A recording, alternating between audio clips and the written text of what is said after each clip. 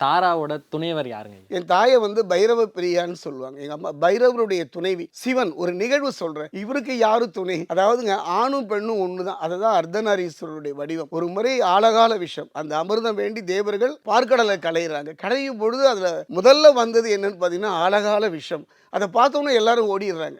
அசுரர்களும் ஓடிர்றாங்க, தேவர்களும் ஓடிர்றாங்க. அப்ப ஆளால சுந்தரர் தான் அத எடுத்துட்டு வர்றார். பார்க்கும்போது திரும்பி பார்த்தா யாரும் இல்லை. என் தந்தை சிவனே இருக்கிறார். அந்த சிவன் வாங்கி அதை அருந்த முற்படுகின்றார். ஒரு கணவனுக்கு ஒரு உயிருக்கு ஆபத்துல துடிப்பது யாருன்னா மனைவி தானே. உடனே என் தாய் அவளுக்கு வந்து பார்வதி, என் தாய் தாரா ஓடி வரா. ஓடி வந்து அந்த கண்டம்னு பேர் இருக்கு. அதில் கை வச்சு தடுக்கிறா. அதனால அவளுக்கு நீலகண்டின்னு பேர், அவருக்கு நீலகண்டன்னு பேர். அவர் உயிரை காத்தது மட்டும் இல்லாமல் அந்த அமிர்தத்தை அந்த விஷத்தை அருந்தினால அவர் களைச்சு போயிடுறாரு.